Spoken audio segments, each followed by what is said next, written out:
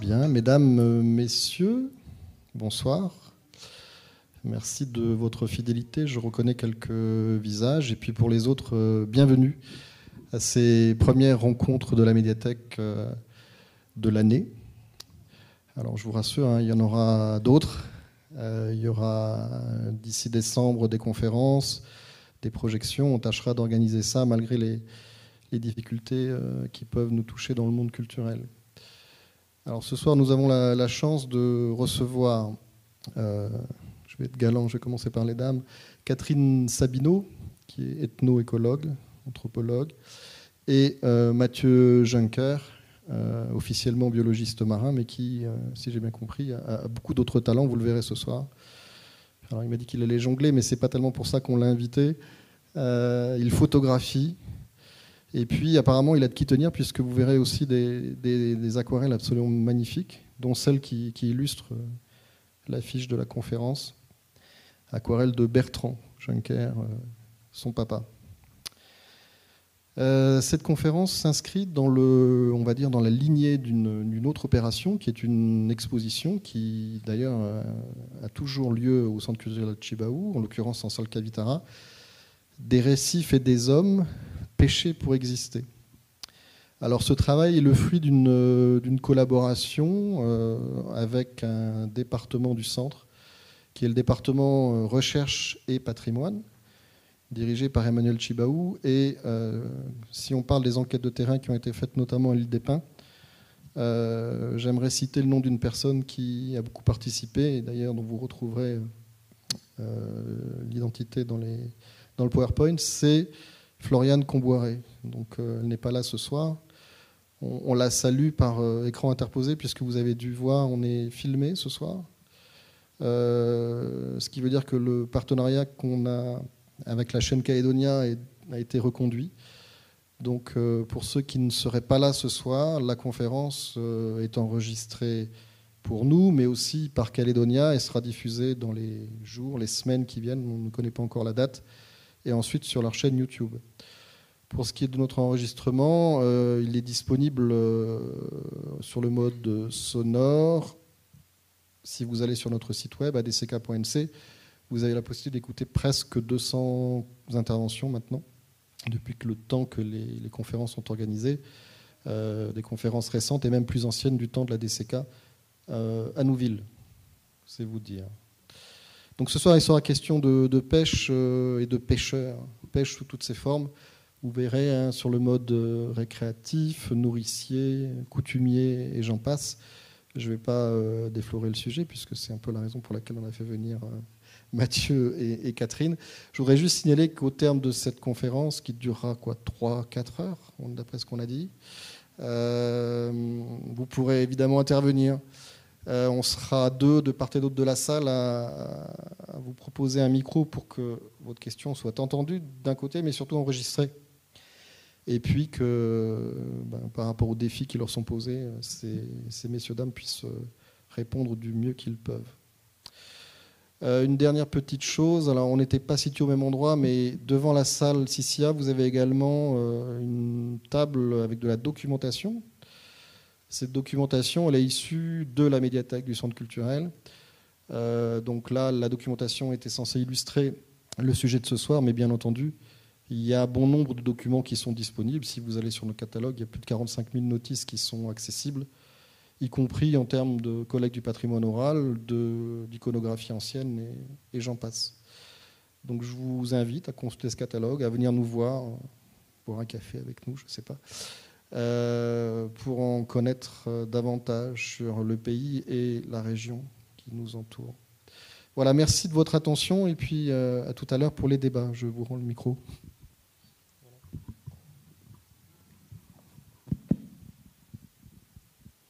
Bonsoir et merci à tous d'être venus ce soir pour assister à cette conférence. Merci également au Centre culturel Chibaou de nous accueillir dans cette belle salle.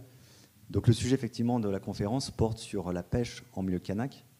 Et nos conférences qu'on anime, Catherine et moi, et une question qui certainement vous taraude depuis de nombreuses semaines, de savoir est-ce qu'il est seulement question de rapporter du poisson. On imagine un peu le suspense, et donc on comptait le lever en fait assez rapidement, parce que la réponse est non. En témoigne cette photo qui a été prise à l'insu de ce pêcheur du côté de Borendi, en train d'extirper du récif des poulpes, ou encore Henriette qui s'apprête à aller chercher les crabes de palétuvier dans la mangrove d'Unjo. Et également notre ami Émile qui lui pêche un bénitier sur l'atoll de Nokanwi au sud de l'île des Pins. Voilà, donc vous avez votre réponse. En fait, il n'est pas seulement question de pêcher du poisson, puisqu'on attrape également des crustacés, des mollusques et des coquillages. Donc on vous remercie beaucoup tous d'être venus ce soir pour cette conférence. On espère qu'elle vous a plu.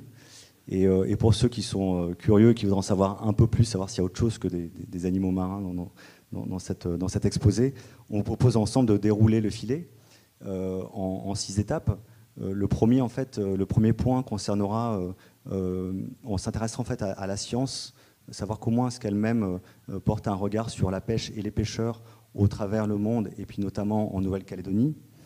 Ensuite, dans le deuxième point, Catherine se présentera, et puis moi, à savoir quel est notre parcours universitaire et qu'est-ce qui nous amène à porter un intérêt sur cette thématique de la pêche et des pêcheurs.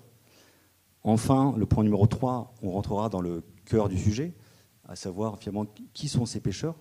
Est-ce qu'ils ont un profil particulier? Est-ce qu'ils ont plusieurs identités? Qui sont-ils? Et puis bien sûr, pêcher, certes, mais à quelle fin? Voilà, donc c'est Catherine qui présentera ce point-là notamment.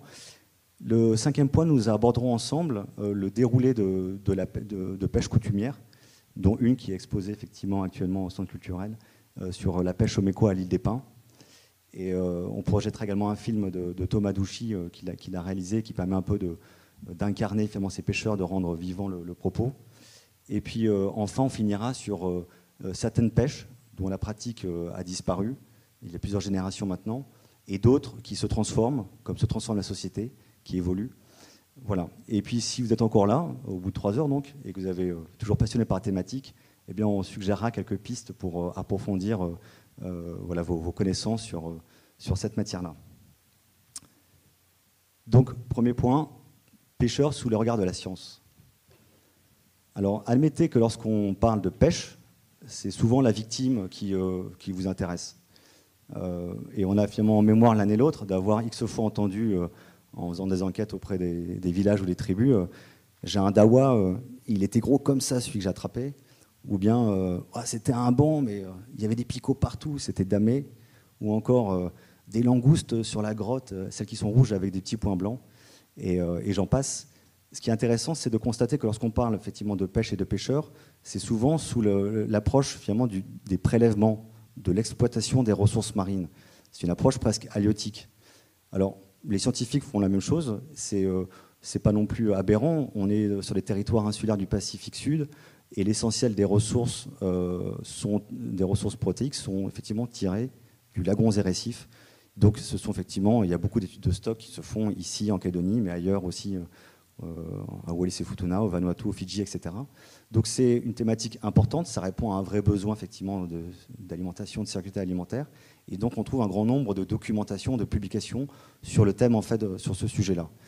Et ces questions, effectivement, souvent reviennent. Quelles espèces, à quel moment de l'année, en quelle quantité, à quelle saison, etc. etc. C'est souvent sous ce prisme-là, en fait, qui est abordé finalement la pêche et les pêcheurs. Ce soir, avec Catherine, on souhaitait en fait porter un regard différent. À notre sens, et en tout cas également au sens des Kanaks qu'on a pu enquêter, la mer, c'est pas seulement un vivier. Certes, on y retire, enfin on y extrait des ressources pour se nourrir, mais c'est également une autre dimension, une dimension à la fois patrimoniale. La mer, c'est aussi le prolongement de la terre. On en parlera également tout à l'heure. C'est également un espace dans lequel en fait se crée du lien, on entretient du lien social au sein du clan ou entre les clans. Et donc c'est ce regard-là qu'on va porter ce soir sur la pêche et les pêcheurs. Et je vais laisser la parole à Catherine qui va vous exposer ce qu'apportent les sciences humaines et sociales. Merci Mathieu. Je vous remercie aussi tous d'être présents et je remercie aussi le centre Djibaou de nous avoir accueillis. Oui, l'apport des sciences humaines et sociales, il est important pour comprendre pas seulement les poissons, mais aussi ceux qui en vivent et tous les liens qu'ils peuvent avoir avec. Et en particulier en Nouvelle-Calédonie, il y a eu peu de travaux en sciences sociales sur ces questions-là. On a eu dans les années 80 Isabelle Leblic et sa collègue Tolière Preston qui ont travaillé sur la pêche aussi dans le sud. Et on a des écrits éparses qui racontent un petit peu la pêche. On verra qu'on en a quelques-uns qu'on a utilisés dans le diaporama. Mais ce n'est pas quelque chose qui a été très approfondi. Pour autant, ça a été le cas dans d'autres pays. Donc là, on propose d'aller un peu au-delà avec ce travail principalement porté sur les pêcheurs du Sud. Je m'attendais à ce que tu veux. Donc j'en profite du coup pour me présenter un petit peu plus, puisqu'on présente nos parcours pour montrer comment on a réussi à croiser nos regards sur ces pratiques-là. Donc, comme le disait Manu, je suis ethno-écologue et anthropologue, et je travaille spécifiquement sur la question du lien à la mer et de la pêche. Donc, j'ai pu travailler, j'ai mené des études sur les littoraux et les îles de l'Atlantique et de l'océan Indien avant d'arriver ici, il y a 5 ans. Et depuis que je travaille en Nouvelle-Calédonie, j'ai travaillé un peu sur tout le territoire, et qui est très très riche. Et on verra aussi tout à l'heure qu'il y a plein de manières de voir la mer, il y a plein de manières d'aller y pêcher. Et selon les lieux, si on est sur la Grande Terre, si on est sur les îles, si on est dans telle ou telle tribu, ça va être différent. Donc c'est intéressant d'aller décrire ça. Donc on le fait pourquoi on le fait pour mieux comprendre, puisque décrire et comprendre comment fonctionne la société, c'est quelque chose qui nous anime. On le fait aussi pour faciliter la reconnaissance des savoirs et des pratiques locales, pour apporter, je dis souvent ça, une petite pierre à l'histoire qui sera racontée demain, parce que les anthropologues, ce qu'ils décrivent aujourd'hui, demain, ça sera de l'ordre de l'histoire et ça permettrait d'avoir une trace. Et aussi pour appuyer les prises de décision dans les politiques publiques. Et pour qui nous le faisons ? Pour tous les interlocuteurs avec lesquels on échange d'abord, pour que justement être un peu les porte-parole de ce qu'ils vivent, de ce qu'elles sont les réalités localement, mais aussi pour tous ceux qui ont envie d'en savoir plus, et pour ceux qui aussi ont en charge la gestion de l'environnement et la gestion des populations humaines plus généralement. Ce qui est important aussi dans les approches qu'on mène, c'est essayer de toujours articuler les regards de l'intérieur et de l'extérieur. Là, on a eu la chance de travailler avec Floriane Comboiré, qui est de l'île des Pins, dont c'est le travail de collecter les savoirs. Donc c'était des regards complémentaires, on ne se pose pas les mêmes questions, et donc du coup on va plus approfondir les choses. Et quand il y a des étudiants qui travaillent avec nous, on essaye d'avoir au maximum quelqu'un de l'endroit et quelqu'un d'ailleurs. Et c'est là qu'on avance au mieux et qu'on se rend mieux compte des différentes pratiques. Et enfin, cette petite cette petite phrase qui apparaît à la fin, là, tous les entretiens mènent à la pêche. J'ai beaucoup travaillé sur des travaux qui visaient à comprendre la pêche. On en parlera un petit peu plus tout à l'heure de certains. Mais j'ai aussi travaillé sur d'autres choses liées à la mer ou liées aux savoirs locaux.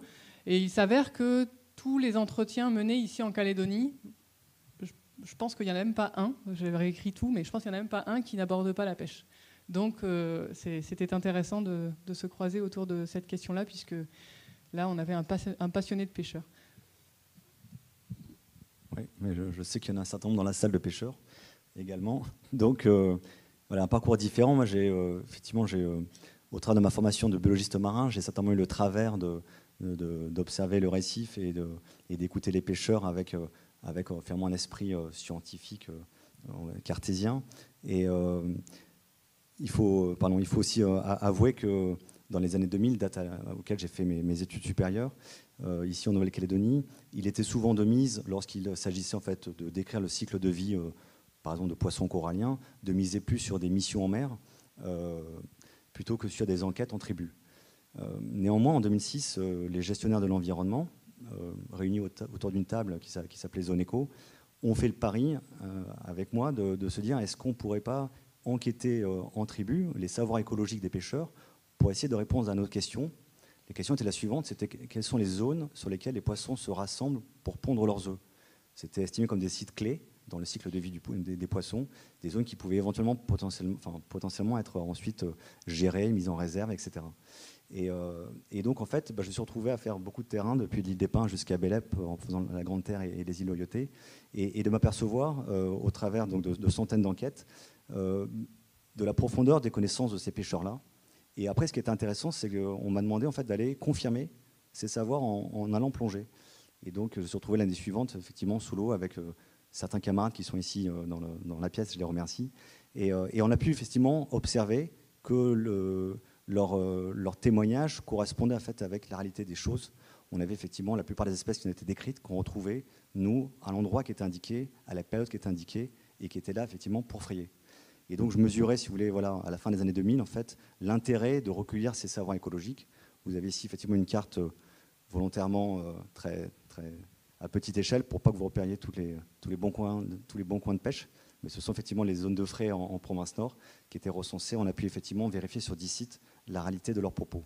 Et donc, je trouvais effectivement vraiment intéressant de recueillir ces savoirs liés à la pêche pour finalement éclairer à la fois le biologiste marin que je suis, mais les gestionnaires au final pour une gestion des ressources. Voilà, je redonne la parole à Catherine, je crois, pour la diapositive sur la méthode. Belle mémoire.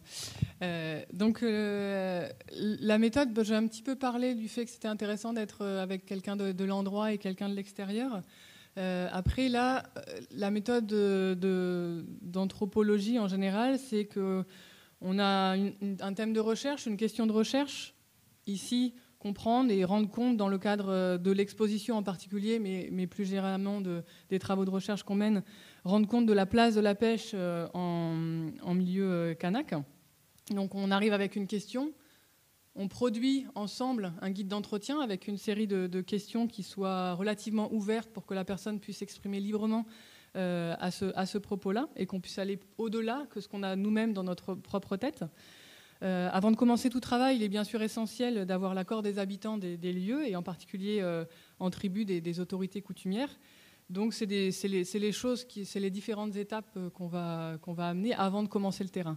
Je parlais de ce travail en particulier que nous avons mené en coopération avec le département recherche et patrimoine de la DCK, dont les principales missions qu'on a remis entre guillemets ici sont la mise en valeur des opérations de collecte et de recherche, plus particulièrement dans le domaine du patrimoine kanak immatériel, et participer à la diffusion, la réflexion, le développement et la valorisation de ce patrimoine. Donc là, on se croisait dans les approches de collecte et on allait au-delà dans tout ce qui est valorisation, en partenariat avec Mathieu qui nous a accompagnés sur le terrain. Donc on a fait vraiment une équipe original, tous les trois à mener des enquêtes. On a Thomas qui a filmé aussi un petit peu et le papa de Mathieu qui a aussi pris des dessins. Et tout ça, ça a amené des éléments. On a enregistré, on a retranscrit tous les entretiens au mot à mot pour quand on parle aujourd'hui ou quand vous allez voir l'exposition ou pour ceux qui l'ont déjà vu, ce sont les propres mots des pêcheurs qui sont utilisés pour respecter ces mots-là. Et puis ensuite, on valide avec eux ce qui a été présenté notamment dans l'exposition. On a validé les textes avec les principaux interlocuteurs. Et pour cela, Floriane Comboiré, donc de l'ADCK, était une actrice clé parce qu'elle connaît très bien les gens, parce que c'est son métier aussi. Et ça a permis de présenter il y a quelque temps l'exposition avec même les pêcheurs qui étaient présents. Donc voilà, je suis allée un petit peu au-delà de juste la méthode d'anthropologie parce que c'est intéressant d'avoir le contexte de tout notre travail. Et bien sûr, il est important de savoir que tout n'est pas dans les livres et tout n'est pas dans les expositions. Et il y a des choses qui ne se disent pas, il y a des choses on ne sait pas, il y a des choses qu'on sait mais qu'on ne divulgue pas puisque les personnes ont demandé à ce que ça reste chez eux. Donc ça, c'est vraiment des choses auxquelles on est attaché. Et dans le cadre de ce travail, il y a eu des signatures, des demandes d'autorisation qui ont été faites. Voilà, je pense qu'on peut passer à la diapo d'après, qui est encore avec moi la parole. Donc, qui sont les pêcheurs kanak ? On a plusieurs éléments à partager là. Donc, cette première diapo, elle montre quelques images de personnes d'Unjo, Tiga et Borindi. Donc, on voit qu'il y a des femmes, il y a des hommes, il y a des jeunes, il y a des moins jeunes. On sait que les pratiques de pêche, elles sont souvent différentes selon son âge et selon aussi si on est une femme ou un homme. Les lieux sur le platier sont bien plus pratiqués par les femmes, même si les hommes y vont aussi un petit peu pour la pêche au coquillage, par exemple. La pêche à la plongée est plus faite par les hommes, mais il y a quelques femmes qui le font. Donc c'est intéressant de voir que selon les lieux où on est, selon la famille dans laquelle on est né, selon les moyens qu'on a à sa disposition, on va être en lien avec le récif et aller pêcher de manière différente. On apprend pour pouvoir pêcher, et bien souvent on apprend en regardant, en pratiquant. C'est les premiers mots vraiment que les gens sortent. D'abord je regarde et après je fais. C'est vraiment, et ça c'est quelque chose qui, j'en reparlerai tout à l'heure, mais c'est quelque chose qui n'est pas unique ici en Calédonie et non plus unique aux pêcheurs kanaks. Bien souvent d'abord il y a un apprentissage en regardant, en pratiquant. Et selon les pêches, on y va plus ou moins jeune. On apprend aussi les indicateurs écologiques. Donc ici, la plupart d'entre vous doivent être au courant qu'il y a la baleine qui annonce des différentes choses par rapport au champ et par rapport à la fête de l'igname, par rapport à l'igname. Mais il y a aussi des indicateurs écologiques, des floraisons sur Terre qui vont annoncer que tel poisson apparaît. Donc ça, c'est des choses que les gens connaissent et transmettent de génération en génération. J'ai mis une petite citation d'un pêcheur de Kumak là, qui montre les savoirs écologiques fins que chacun a, en particulier là, par rapport à la pêche des grosses sardines. En dessous des sternes, il y a des anchois et donc des thasards. En dessous des pétrels, il y a des grosses sardines. Donc on sait bien identifier ce qu'il y a sous l'eau en observant ce qu'il y a sur terre ou dans les airs. Et selon les endroits, selon ce qu'on a vu, selon ce qu'on va pêcher, on va utiliser différents outils. Merci Catherine pour cette transition. Donc moi j'ai raccroché le wagon d'avant. Donc vous avez compris en fait qu'il n'y avait pas une identité pêcheur, mais qu'elles étaient multiples. Et on va retrouver cette même diversité, si vous voulez, au niveau des outils de pêche. Alors bien sûr, selon que ce soit un homme ou une femme, que ce soit un vieux ou un jeune, ce ne sera pas nécessairement les mêmes outils. Mais les outils sont avant tout adaptés également à la cible. Donc les poissons, on peut les pêcher avec une ligne de fond, avec une palangrotte, avec une seine, avec un saguet, une saguée, etc. Et puis on trouvera effectivement d'autres outils, si vous voulez, pour d'autres organismes, mollusques et crustacés. Donc l'idée, c'était juste de vous montrer, en fait, tout comme les profils sont variés, on a également en fait, une grande diversité d'outils. Et encore, là, c'est les plus rustiques. Je pense qu'aujourd'hui, des GPS coupés avec un sondeur sont quand même également largement utilisés, y compris en milieu kanak. Mais s'il y a une diversité, un éventail de profils et d'outils, il me semble intéressant en fait, de montrer, de mettre en exergue qu'il y a également un certain nombre de points communs, de caractéristiques de la communauté de pêcheurs. Et le premier point, c'est le coin de pêche. Alors le coin de pêche, je pense que chacun a sa définition. Je l'ai cherché dans le dictionnaire, mais je ne l'ai pas trouvé. Donc il faudrait interroger ici les nombreux pêcheurs dans la salle. Donc on pourrait peut-être quand même convenir qu'un coin de pêche, c'est comme là en fait, où on est quasiment assuré quand on y va, de trouver du poisson, ou en tout cas ce qu'on y cherche. Voilà, donc généralement, on n'a pas un coin de pêche, mais plusieurs. Et ces coins de pêche, lorsqu'on vient effectivement taper dans un coin de pêche, l'exploiter, il est habituel de le laisser plusieurs semaines, voire plusieurs mois, qu'il se réapprovisionne avant de retourner dessus. Voilà, donc les coins de pêche, je veux dire, c'est pas spécifique aux pêcheurs kanak, mais c'est quelque chose effectivement qui est quand même bien admis, et la plupart des pêcheurs ont leur coin de pêche. Ce qui est intéressant, c'est que ces coins de pêche, ils sont également associés à une connaissance du milieu. Et là, sur la photo du bas, sur cette diapositive, vous constaterez en fait que c'est une algueraie au sud de l'île des Pins. Et en fait, ces algues, elles sont consommées par des poissons qu'on appelle les mécois, le canos pour les scientifiques. Et en fait, les pêcheurs nous ont raconté qu'ils venaient carrément faire des sillons. En fait, en broutant les algues, on voit leur passage avec des sillons. Ce qui en fait est assez surprenant, c'est qu'on nous dise que des cochons sont passés dans une forêt et qu'on voit leurs marques au sol, qu'ils ont retourné à la litière. A priori, tout le monde le sait. Savoir effectivement que des poissons, on peut les suivre à la trace et leurs sillons, voilà, ça témoigne en tout cas d'une bonne connaissance, ne serait-ce que des zones de nourrissage de ces poissons.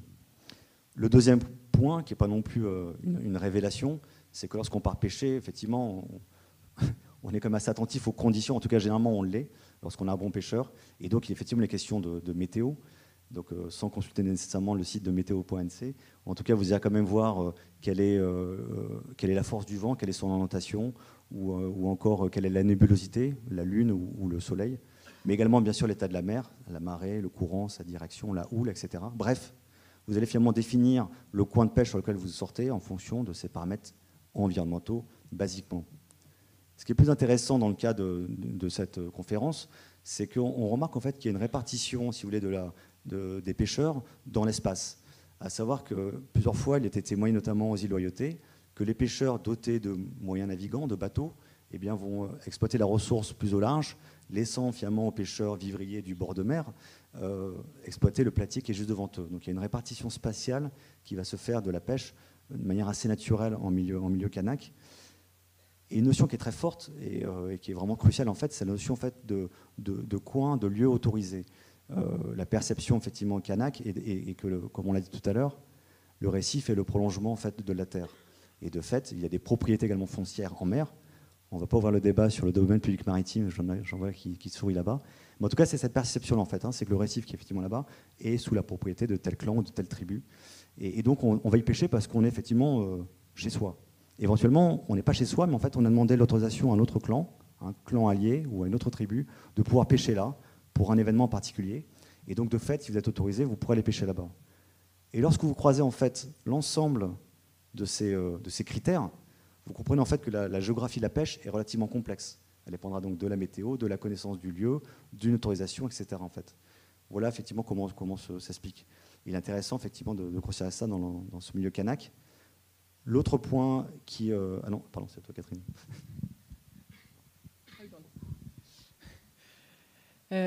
L'autre point, j'avais pas la transition comme ça. Moi, en fait, on a vu des visages, on a vu des outils et des techniques, mais ces pêcheurs, ils se définissent aussi par les liens qu'ils ont avec l'océan, avec les autres humains et aussi avec les non-humains. L'océan, il a en fait une valeur, il a un sens qui va bien au-delà des ressources halieutiques qu'il offre aux hommes. Il est aussi un monde invisible qui est habité par des esprits, des ancêtres, des chemins des morts. Certains d'entre vous connaissent bien cela et d'autres en ont peut-être entendu parler. En tout cas, c'est un lieu qui fait le lien entre les gens. Il y a des clans qui s'identifient à un élément qui n'est pas humain et qui est présent dans l'océan, qui peut être végétal comme animal. Et donc ça peut être le requin, la carangue, le maquereau. On en reparlera un petit peu tout à l'heure, mais ce qui est intéressant de savoir, c'est que tout fonctionne dans la société kanak de manière dualiste, c'est-à-dire par deux.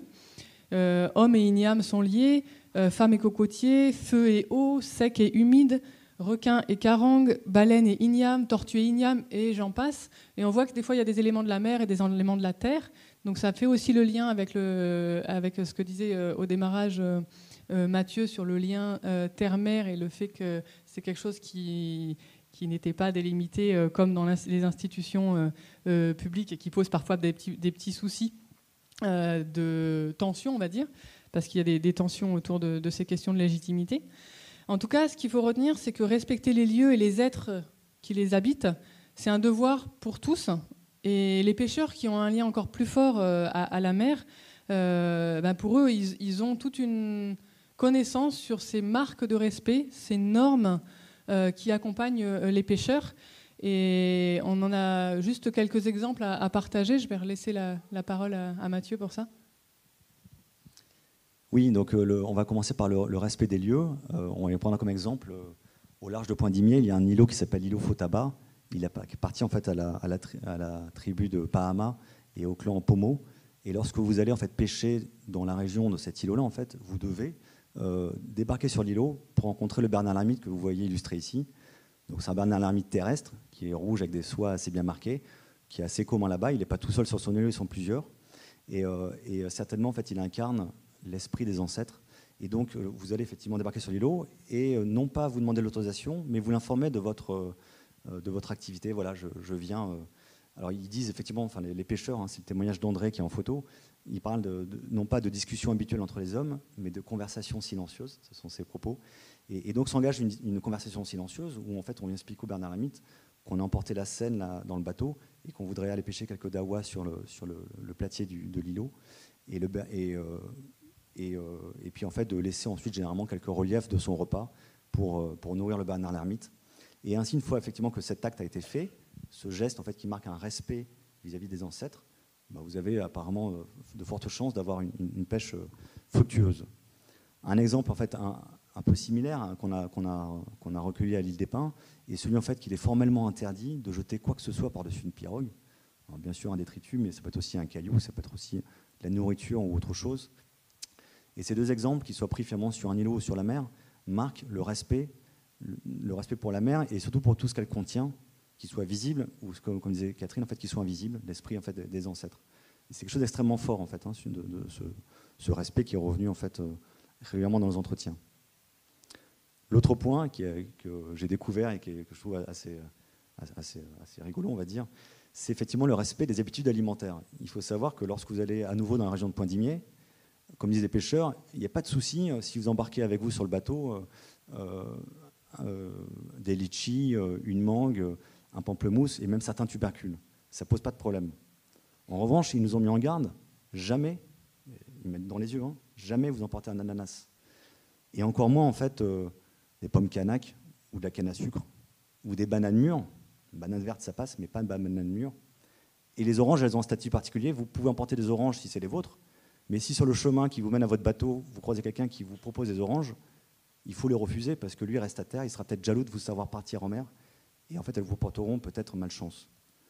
Voilà. En tout cas, c'est ce qu'ils disent. Il t'arrivera des ennuis quand tu seras en mer, et apparemment, ils en ont connu un certain nombre. Si bien qu'on retient en fait de cette diapositive, qui est en fait également le respect et qui finalement se traduit sous forme de code alimentaire, que si un jour vous êtes amené à embarquer en mer avec des pêcheurs, eh bien, effectivement, mieux vaut connaître les plats régionaux, parce que ces normes qui sont entre guillemets celles de Pointe-d'Imier sont également très différentes de celles que vous trouverez à l'île des Pins ou Ouvéa. En fait, il y en a d'autres. Il y a d'autres habitudes alimentaires. Il faut juste en fait les connaître. Mais ça fait partie en fait un petit peu, si vous voulez, c'est l'apanage des pêcheurs, c'est la communauté avec ces normes-là. L'autre diapositive, en fait, c'est la seule qu'on n'a pas réussi à illustrer. On a cherché à faire des photos et en fait, on n'y est pas parvenu, donc je m'excuse en fait. Mais il paraît-il que l'abstinence en fait est gage de succès pour la pêche. Et donc les pêcheurs, généralement la veille du départ en mer, s'abstiennent en tout cas d'aller voir des femmes. C'est ce qu'ils prétendent. Et apparemment la pêche est d'autant meilleure. Voilà. Par contre, je pense qu'après avoir pêché, il est possible de... Et la dernière diapositive. Donc voilà, donc en fait, c'était également, comprenant cette diapositive, c'était également en fait une sorte de marque de respect en fait avant de partir en mer. Voilà. On est déjà en fait en mer. Ce point-là, en fait, c'est pas une norme, c'est plutôt en fait une caractéristique commune qu'on a retrouvée chez les pêcheurs canaques, que ce soit des îles ou de la Grande Terre, c'est la discrétion. On ne roule pas des mécaniques lorsqu'on part pêcher. On ne dit pas demain je vais aller pêcher. Au contraire, c'est en toute discrétion, c'est sur la pointe des pieds. Et notamment ici, on est à Pundaouia, en fait, c'est-à-dire dans la baie de Saint-Joseph, au sud de l'île des Pins. La pêche au mécois dont on parlera tout à l'heure, elle se fait vraiment. Les pirogues partent à l'aube, quelquefois même la nuit, avant que le jour se lève. Et lorsque les autres clans terriens en fait, se réveillent, mais ils voient que les pirogues sont déjà loin. Et donc, en fait, voilà, c'est apparemment une condition nécessaire pour également faire une bonne pêche, c'est de pas venir finalement fanfaronner, comme ils disent. On a trouvé également un autre témoignage qui a un siècle dans un ouvrage de l'Oblique. C'est Emma Hadfield qui raconte en fait à Lifou, cela portait malheur d'offrir à un pêcheur de porter son panier, de vouloir aller avec lui ou de lui demander quand est-ce qu'il comptait rentrer. Agir comme cela provoquait de la malchance et sûrement un panier vide. Voilà, donc ça, en fait, c'est assez intéressant voilà, de voir que le constat aujourd'hui finalement est peu différent de celui d'hier. Et en fait, on rentre un petit peu, si vous voulez, dans le caractère superstitieux des pêcheurs, et qui n'est pas forcément effectivement le propre des pêcheurs canaques. On n'osera pas dire le nom de lapin, on n'osera pas siffler sur un bateau russe, on n'osera pas effectivement trinquer sur d'autres bateaux. En fait, ça fait venir le vent. Enfin, il y a d'autres malheurs qui peuvent arriver. Voilà. Bon, en tout cas, on retrouve en Nouvelle-Calédonie également cette caractéristique. Et avant de passer à la diapo suivante, c'est aussi ces pratiques d'être discret, de respecter certaines normes. C'est une norme aussi d'être discret dans le sens on doit le faire pour que ça marche. C'est quelque chose aussi qui est encore plus amplifié quand c'est des espèces à forte valeur, quand il y a des pêches coutumières ou autres, c'est des choses où on va encore plus être attentif à respecter cela, en particulier pour l'abstinence d'ailleurs. Les chasseurs de roussettes aussi ont des normes similaires par rapport à ce qu'il faut manger. Quand on va au champ aussi, qu'est-ce qu'on amène ? Enfin, tout ça, c'est assez bien réglé. Et c'est quelque chose qui est important de connaître quand on est quelque part. Parce que même si, que l'on soit kanak ou pas kanak, bien souvent, ces normes-là, elles sont bien connues par tous les gens qui habitent le lieu. Et quand on va ailleurs, on va demander c'est quoi chez vous, comment on fait. Et bien souvent, c'est le même type de normes, mais ça va toucher d'autres aliments, d'autres espèces, d'autres... il faut pas que tu fasses... Donc voilà, et cette diapo-là qu'on a intitulée « Normes d'ici et normes d'ailleurs », c'était aussi pour reprendre un petit peu du recul par rapport à tout ce qui se fait sur la planète dans le monde des pêcheurs, on va dire. Comme le disait Mathieu, il y a des choses à ne pas dire sur les bateaux. Et au niveau des pêches, les petits points qu'on a relevés ici sur les normes avant d'aller pêcher et celles en mer, on les retrouve bien souvent chez tous les pêcheurs du monde. Elles vont être légèrement différentes, mais il va y avoir des normes. C'est quand même un monde qui est moins stable que la Terre et où c'est encore plus, je trouve que c'est encore plus présent et encore aujourd'hui l'absolue nécessité de les respecter pour que tout se passe bien. C'est moi qui continue. Oui. Donc cette partie-là, c'est donc pêcher à quelle fin ? Donc bien que ce soit moi qui la présente, le jeu de mots est de mon voisin, c'est lui le plus fort en jeu de mots. Donc là, on va parler que voilà, la pêche, c'est pas seulement pour manger, bien que ça le soit aussi. Donc on a intitulé ça à la fois pêche nourricière, récréative, économique et identitaire. Donc on va aller tranquillement de l'une à l'autre avec quelques photos pour illustrer. Donc bien sûr, et on l'a montré, pêcher pour manger pêcher, c'est pour manger à la maison et nourrir son foyer ou nourrir les invités. On regorge de différentes recettes pour apprêter le poisson. Pêcher, c'est aussi pour le plaisir, pour connaître. Donc, bien souvent, d'ailleurs, quand on va pêcher pour se nourrir, il y a aussi une partie de plaisir de partir à la pêche. Pas tout le temps, dans des mauvaises conditions, mais en général, c'est plutôt aussi le plaisir. Et c'est aussi ces moments où on prend le temps aussi pour connaître, pour observer, pour remarquer des changements. Donc les pêcheurs, ils ont des savoirs écologiques, comme le disait Mathieu au départ, sur lesquels il a travaillé il y a quelques années dans le cadre de Zone Éco. Mais ils ont aussi ces savoirs écologiques sur les changements. Eux, ils observent, ils plongent régulièrement, ils pêchent régulièrement. Donc, ils vont avoir un suivi aussi de ces transformations qui sont souvent très, très intéressants à connaître. Et c'est pour ça que les normes de gestion des territoires et des espaces au niveau coutumier, elles sont très dynamiques. On va ouvrir une zone, on va la fermer, et bien souvent, c'est pour pouvoir avoir du poisson plus tard, pour pouvoir recevoir du monde. Donc le choix de mettre des réserves, c'est une fonction sociale, une fonction s'assurer de pouvoir recevoir des gens, de pouvoir faire l'intronisation des chefs en ayant le poisson qu'il faut. Et donc on va avoir des zones avec des réserves qui tournent pour ça. Je m'égare parce qu'on est au-delà du récréatif, mais comme on va raborder ça après, c'est important de le dire. On pêche aussi, bien sûr, pour gagner des pièces. Pour avoir de l'argent. Donc plusieurs pêcheurs le font un petit peu. Et il y a aussi des pêcheurs qui ont choisi d'avoir le statut de pêcheur professionnel et qui en vivent et qui sont sur les marchés. On voit que c'est toujours bien sûr du poisson, mais aussi d'autres ressources de la mer. Les pêches économiques, elles sont aussi bien souvent identitaires. En fait, c'est rare qu'on fasse que l'une des quatre. C'est toujours assez lié. Et là, j'ai mis une petite carte qu'on a créée dans le cadre d'un projet qu'on fait pour la province Nord, où ils nous ont demandé de faire un certain nombre d'enquêtes. On a rencontré 150 pêcheurs professionnels pour faire un peu une analyse de la pêche professionnelle et de l'appui que la province donnait à ces pêcheurs. Et dans le cadre de ce projet-là, qui est en cours, qui se terminera à la fin de l'année, on a fait cette carte-là qui représente ce qu'une vingtaine de pêcheurs professionnels de Puebo, Poum et Bélep ont pêché et envoyé ailleurs en Calédonie. Donc on voit, pas forcément en vendant d'ailleurs, parfois en vendant, parfois en don, on voit que la destinée des poissons, elle est assez variable. On voit qu'elles traversent toute la Grande Terre, qu'elles vont aux îles. Et c'est aussi une manière d'entretenir les liens sociaux Donc là, ça concerne les pêcheurs Kanak, mais aussi tous les autres. On a mis quelques items ici où arrive le poisson, au marché, dans les fêtes touristiques, à la poissonnerie parfois. Il n'y en a pas beaucoup en Calédonie. Pour les bingos, pour les fêtes religieuses, pour les fêtes coutumières et aussi pour la famille.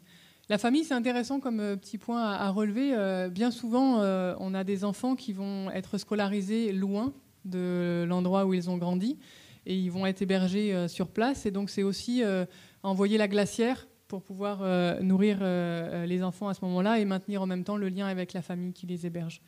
Donc c'est tout un ensemble. Les pêches, elles sont aussi très fortement identitaires et aussi parfois uniquement identitaires.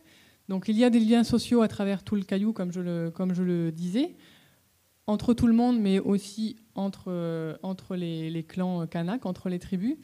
Et en particulier, il y a des liens qui doivent se renouveler, être entretenus par le fait d'amener du poisson. Vous avez tous entendu parler, il y en a qui en sont peut-être dans la salle, des clans pêcheurs, des clans de la mer. Ces clans ont un rôle particulier, un lien particulier à la mer. Ils pêchent pour honorer un rôle, pour honorer une fonction.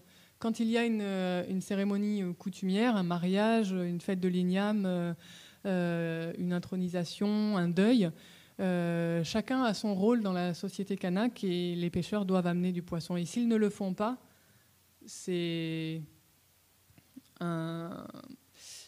perdent un petit peu leur honneur. Donc c'est quelque chose auquel ils tiennent énormément et on verra qu'il y a certaines espèces en particulier qu'ils cherchent à amener. Donc c'est pour ça qu'on a intitulé l'exposition aussi « Pêcher pour exister », parce que si on ne fait pas ce qu'on doit faire, on n'est plus. Donc c'est cela qu'on voulait dire par le terme pêche identitaire et par pêcher pour exister. Et en particulier les espèces qui sont recherchées pour les coutumes, donc certaines fêtes dont je parlais tout à l'heure, on va les nommer les vrais poissons. Alors c'est une traduction littérale. On n'a pas travaillé sur toutes les langues, mais j'ai pu remarquer que dans au moins 4 langues avec lesquelles j'avais travaillé, puis en discutant avec les autres collègues, ça se retrouvait très, très fréquemment. Quand on décortique le mot, c'est-à-dire qu'on le traduit littéralement, quand on parle des poissons pour la coutume, ça va être le vrai poisson. On verra deux exemples tout à l'heure. Donc ces poissons, qu'ils soient poissons ou tortues d'ailleurs, qui sont aussi un autre type de poissons, ils sont des traits d'union. Ils sont des traits d'union, des liens entre les clans, des liens avec le monde invisible, avec les ancêtres, ce dont on parlait tout à l'heure, ceux qui sont sous l'eau, ceux qui sont vivants. Donc ça matérialise un lien qui est renouvelé à chaque fois qu'on fait une cérémonie et où ça compte pour ceux qui doivent le faire de pouvoir le faire. Donc, je vais parler d'une première espèce qui est la tortue verte et je laisserai le micro à Mathieu pour les autres. La tortue verte, donc, comme je le disais tout à l'heure, en cougnier, donc c'est en bas à gauche de la diapo, ça se dit Deo, donc je pense que d'autres le prononceraient mieux que moi, mais donc si on le traduit littéralement, c'est vraie tortue, c'est celle qui est attendue pour la fête de l'igname, qui marque le début de l'année pour les Kanaks et qui est un moment pour je me répète, mais c'est vraiment quelque chose qu'on a voulu faire passer pour renouveler ces liens et marquer qu'on est toujours un homme debout, qu'on est toujours là avec sa place dans la société. Merci Catherine. Donc là, on est toujours finalement à l'île des Pins et parmi les espèces qui sont pêchées pour la coutume, qui sont certainement assez nombreuses, certaines effectivement ont un statut. La tortue est indispensable, on l'a vu tout à l'heure pour la fête de la Nouvelle Igname. Le mécois aussi, en fait. Alors, c'est pas le mécois qui est en fait un prédateur qui entre dans le lagon ici. En fait, ça s'écrit micois, ça se prononce mécois en langue de cougnier. Donc, c'est le canos. En fait, c'est un poisson qui est assez impressionnant. Il fait la taille d'un homme, il fait 1,80 m, il pèse 15 kg, il est extrêmement puissant, il peut sauter à plusieurs mètres au-dessus d'un filet. Si vous percute, vous allez légèrement à l'hosto, et c'est déjà arrivé à l'île des Pins. Et en fait, il est prestigieux de par son comportement. C'est un poisson extrêmement farouche. Un bruit en fait sous l'eau, l'ombre d'un mât en fait suffit à les effrayer. Et donc vous imaginez en fait que lorsque vous allez pêcher ce poisson en pirogue, lorsque vous connaissez la rapidité de ce poisson et l'inertie d'une pirogue, d'autant plus que les pirogues à ce moment-là sont à la perche pour éviter justement que la voile fasse de l'ombre et effraie le poisson, il faut effectivement user d'une sacrée stratégie et connaître vraiment le comportement du poisson pour venir le cerner et récolter effectivement ce poisson. Donc voilà, c'est un poisson qui est pêché pour des fêtes coutumières, parfois pour la nouvelle igname, mais d'autres fois pour des fêtes lorsqu'elles tombent, on va dire, entre le mois de juin et de septembre, qui est la période à laquelle ce poisson vient monter sur les plateaux de l'île des Pins. On retrouve ce poisson partout en Nouvelle-Calédonie. Il s'appelle le you à Bélep, dans l'aire de Haute-Mawap. Et j'avais également entendu parler d'histoires autrefois où les femmes dansaient sur la plage, la danse du you, et les vibrations de leurs pieds en fait, dans le sable attiraient le poisson proche de la mer, et les hommes chargés de leur filet avec des flotteurs en borao et puis des lestes en coquillage venaient finalement cerner le poisson sur le bord de mer. Voilà, donc c'est une espèce qu'on retrouve et qui était finalement pêchée pour certaines cérémonies. Un autre vrai poisson, c'est le mulet, qui est donc, à la différence du mécois, un poisson extrêmement commun en Nouvelle-Calédonie et qui a l'avantage d'être une ressource prédictible. Ce poisson, en fait, il y a des endroits sur lesquels en fait, il se développe et vous êtes quasiment sûr de le trouver là et toujours là. Et donc, il est également recherché pour la fête de la nouvelle igname, ici, comme l'illustre la photo. Voilà, c'est un poisson, je vous dis, qui a l'avantage en fait, que même lorsqu'il fait mauvais, lorsqu'il y a du gros temps et qu'on ne pourra pas aller pêcher en fait, ce qu'on veut, on le trouve dans des fonds de baie, on le trouve dans des endroits abrités, donc entre guillemets, il peut toujours être pêché. Enfin, la dernière espèce qu'on vous présente, c'est le dawa, donc, qui est bien connu effectivement de la Nouvelle-Calédonie et en particulier également dans le sud. C'est une espèce dont on entend beaucoup parler du côté d'Yaté, à Touaourou-Goro, tout comme à l'île des Pins, et qui également accompagne la cérémonie coutumière. Bon, on nous a dit, en fait, on nous a raconté qu'il était quand même a priori moins prisé que le mécois, moins prestigieux, mais il présente en fait l'avantage d'avoir la même hauteur de corps, c'est-à-dire, c'est ça la hauteur de corps en fait, que le mécois. Et donc, si vous revenez bredouille du mécois, avec le même filet, vous pouvez éventuellement attraper des dawas. Voilà, donc c'est un poisson qui s'attrape également pour ses pêches coutumières. Retenons de ces 4 espèces, la tortue, le mécois, le mulet et le dawa, en fait, que ce sont des espèces qui peuvent fournir une chair abondante. Une tortue, une grosse tortue telle que celle qu'on a vue sur la plage, ça peut nourrir une centaine de personnes. Les poissons dont on parle, ce sont des poissons grégaires qui vivent en banc. Et donc, si vous cernez un banc, vous êtes tout à fait en fait, à même de pouvoir nourrir une tribu entière, quelques centaines de personnes éventuellement. Voilà. Et donc, ce sont effectivement ces espèces-là qui sont en particulier visées pour des cérémonies coutumières. Le 5e point, en fait, il porte sur le déroulé de la pêche. Donc, je vais en parler rapidement, et puis ensuite, on projettera un petit film qu'a réalisé Thomas qui dure 7 minutes. Alors, le déroulé de la pêche, il faut savoir d'abord qu'on va parler de pêche coutumière. Je regarde le timing. Voilà. On va parler de pêche coutumière. Il faut savoir en fait qu'elles sont multiples, que ce n'est pas une espèce ni un outil, ce sont différentes espèces et différents outils. Ici, ils sont illustrés sur ces quelques aquarelles. À gauche, vous avez la pêche à Mafatou, qui sont des falaises au sud d'Ouvéa, sur lesquelles les pêcheurs autrefois attrapaient des maquereaux à l'aide de gaules. Au milieu, vous avez en fait un radeau sur une rivière qui s'appelle Lunga, du côté de Gomène, et les mulets effrayés par les hommes et les femmes qui faisaient du tapage autour, sautaient sur le radeau et se faisaient assommer. Et puis à droite, vous avez la pêche à l'île des Pins avec un repérage du banc de mécois depuis le sommet du mât. On comprend bien effectivement donc, différentes espèces, différentes techniques, mais là encore, on trouve un certain nombre de points communs. Une pêche coutumière, c'est une pêche qui est collective. Elle intéresse en fait un groupe de personnes, qui peut effectivement être un clan, plusieurs clans, une tribu. C'est pas une pêche qui s'improvise, la pêche coutumière. Elle est en fait organisée, elle est préparée longtemps à l'avance. Et cette organisation, c'est également en fait une des spécificités, on va dire, des pêches coutumières en milieu kanak. Et puis enfin, et ça Catherine a assez insisté dessus, je vais pas revenir. Enfin voilà, elle porte un sens en fait qui dépasse, vous l'avez compris, le simple fait de rapporter du poisson. Voici pour ces pêches coutumières. Et donc l'exposition au Centre culturel Djibaou, elle traite en fait de la pêche au mécois notamment. Ici, vous avez une frise en fait. Retenons simplement que on a vu que ce poisson, donc on allait le pêcher tôt le matin sans faire de bruit en partant en pirogue, souvent accompagné aussi de bateaux à moteur. Lorsque effectivement le poisson est repéré sur le récif, les pirogues se mettent à couple et attachent en fait ensemble leur filet. Et c'est un point sur lequel en fait je voulais insister ici. C'est vraiment une symbolique assez forte. C'est vraiment attacher les filets, c'est créer du lien en fait entre les membres du même clan. Et pêcher un mécois, en fait, il faut des très longs filets parce que c'est un poisson très rapide. Donc plus on a de filets, plus on a le temps de le cerner, ce poisson. Voilà. Et donc, une fois effectivement qu'il est cerné, que les filets sont attachés, eh bien, il faut effectivement le capturer. Voilà, donc il se fait carrément un bras-le-corps, c'est aussi assez étonnant, ou quelquefois avec une sagaie ou un fusil harpon.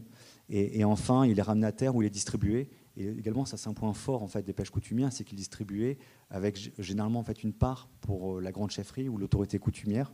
Donc à l'île des Pins, en fait, le débarquement se fait à proximité, on va dire, de la grande chefferie en baie de Saint-Joseph, à côté de la baie de Saint-Maurice. Et ensuite, les autres tribus de l'île des Pins, elles sont 8, sont également en fait approvisionnées dans ce poisson. Et enfin, les pêcheurs, qui eux-mêmes étaient sur les pirogues. Voilà, donc il y a vraiment, si vous voulez, un partage en fait, de ce poisson-là. Et par ce partage-là, il y a une réaffirmation de dire voilà, je suis effectivement le clan de la mer, je suis Bodje, et donc en fait, je viens effectivement distribuer ce poisson-là, je joue ce rôle-là. Voilà, je vous propose donc, sans plus attendre, de regarder voilà, le film qui vient illustrer cette pêche-là. Alors simplement un petit mot en introduction, les premières images datent de 88. Elles ont été réalisées par Claude Bretigny, qui n'a pas pu être là ce soir, mais qui pense à nous. Et voilà, et donc on a un regard un peu rétrospectif. Merci. Île des Pins, 1988. Des hommes cherchent le poisson du ciel, le Mécois. L'espèce se rapproche des côtes à la fin de l'été. Les pêcheurs connaissent ces migrations. Ils guettent l'arrivée du poisson pendant des jours, des semaines. Quand ils le voient monter sur le récif, les pirogues partent à sa poursuite. Pêcher le Mécois n'est pas donné à tout le monde. C'est un poisson qui a la réputation d'être farouche, puissant et rusé. Même cerné, il peut s'échapper et parfois devenir dangereux. C'est un adversaire de taille, un poisson de prestige que seul le clan de la mer, qu'on appelle les Bodje, peuvent pêcher.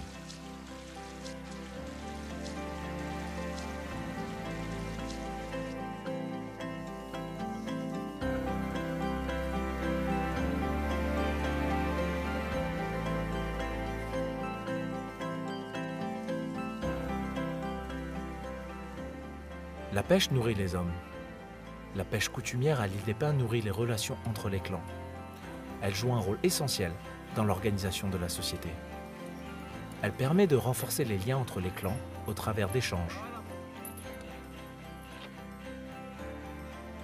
Un mariage, un décès, l'intronisation d'un petit chef. Les Bodje se réunissent pour aller cueillir les fruits de la mer.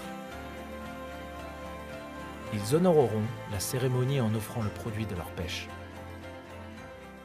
Quand on va à cette pêche-là, c'est le clan concerné qui va à la pêche.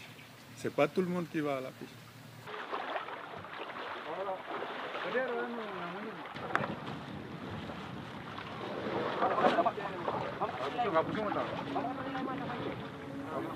Aujourd'hui, les pêcheurs recherchent le mulet. En mer, chaque étape a son importance. Le départ des pirogues de Poudaouia, la recherche du poisson, le lâcher du filet, le partage du poisson.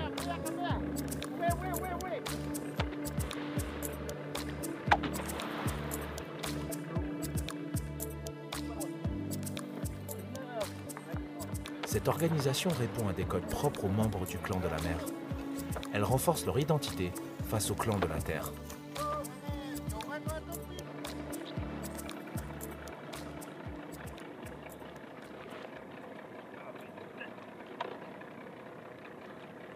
Notre champ, c'est la mer, et vice-versa. Les autres, ils font les champs d'igname, c'est un échange, au fait. Vous voyez, on arrive avec le poisson, eux, ils nous donnent les ignames pour nous, pour repartir à la pêche.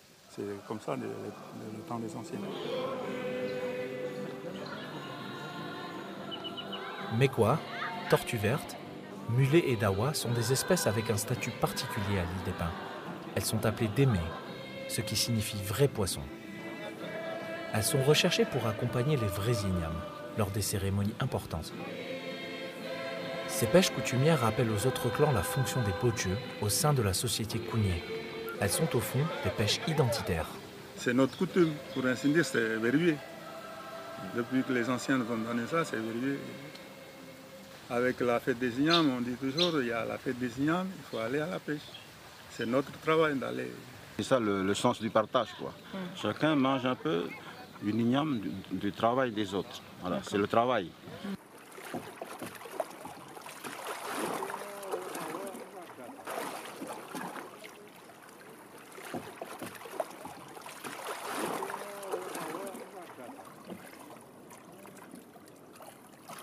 la pêche des signaux, qu'on fait la pêche au mécois. Ça fait partie de la coutume, c'est le complément de l'igname.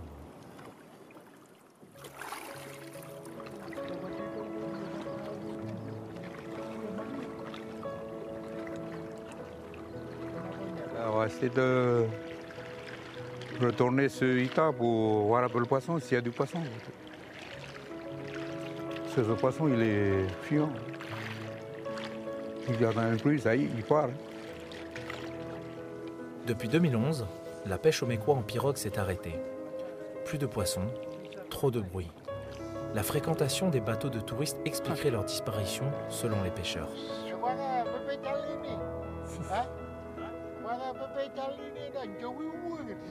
À la saison de mécois, tu arrives, tu vois le mécois. Et tu attends la bonne marée pour pouvoir poser le filet et l'attraper.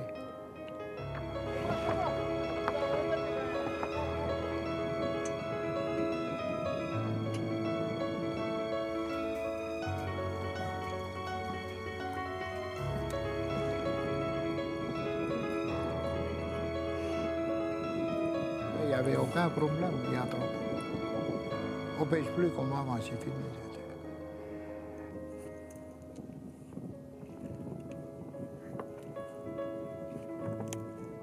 La pêche au mécois, c'est une époque révolue, alors On peut le dire, oui.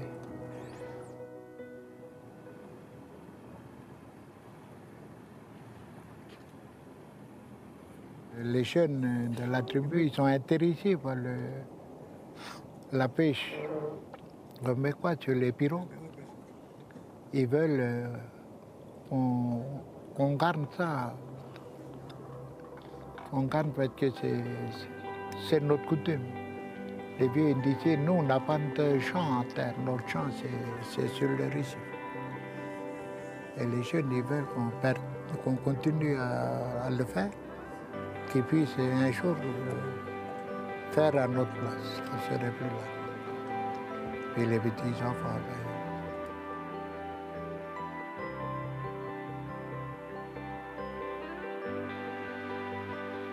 Pour de nombreux pêcheurs, la pêche coutumière au mécois est indissociable de la pirogue.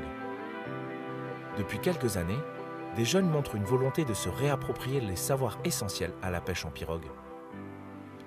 Tout récemment, la Grande Chefferie a décidé d'interdire la fréquentation de l'atoll de Nokanwi, qui accueille d'habitude les mécois sur le chemin de leur migration. Cette mobilisation permet d'entrevoir un espoir que la pêche coutumière au mécois, ainsi que les valeurs qu'elle porte, traversent encore des générations.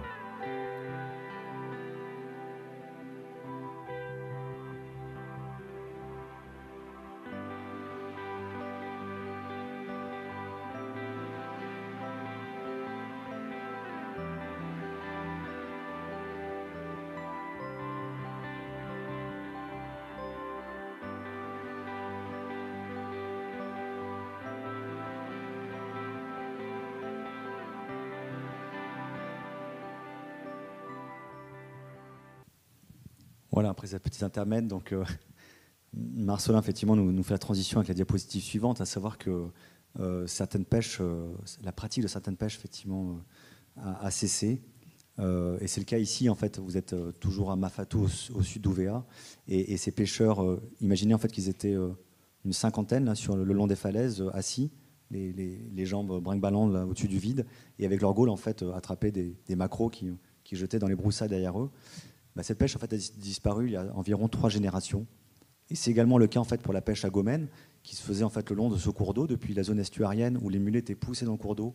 Ils remontaient le cours d'eau jusqu'à des cuvettes naturelles, et là ils étaient pêchés avec le radeau. Cette pêche a également disparu autour des années 50.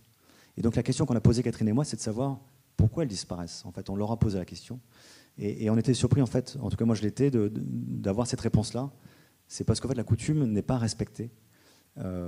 Et pour illustrer en fait leur propos, et ben, ils disaient voilà, à Mafatou ici, au sud d'Ouvéa, il était interdit en fait de se baigner, de faire du bruit ou de jeter des choses dans l'eau. Il est également interdit en fait de mettre un filet en travers du passage des maquereaux. Maintenant en fait qu'on le fait depuis pas mal d'années déjà, en fait, les poissons ne viennent plus. Donc ils expliquaient en fait l'arrêt de cette pêche par effectivement le non-respect de cette coutume-là. Idem en fait sur cette pêche à Ouvéa, en fait, on a la particularité d'avoir en fait un caillou magique. Alors, je ne vais pas m'étendre dessus, il est déjà tard, mais c'est un caillou en fait qui est à terre, qui a quelques centaines de mètres du site et qui a le pouvoir en fait de retenir les maquereaux le long de ces falaises-là en fait, moyennant de faire un geste autour de ce caillou. Et ce caillou en fait, pour avoir son pouvoir de garder ses poissons à proximité du littoral et donc de pouvoir être pêché, il fallait qu'il soit entretenu, en tout cas le jardin autour. Et selon les vieux, également en fait, le jardin depuis plusieurs années, voire dizaines d'années, en fait, n'est plus entretenu. Voilà. C'est donc en fait ce qui explique, selon eux, en fait, la disparition de cette pêche coutumière à Ouvéa. Ce qui est intéressant, en fait, c'est que très peu d'entre eux, bien qu'ils soient plus nombreux à être aujourd'hui des témoins de cette pêche-là, mais en tout cas, ont cité en fait la surexploitation des ressources, la disparition des poissons, pour expliquer l'arrêt de cette pêche-là.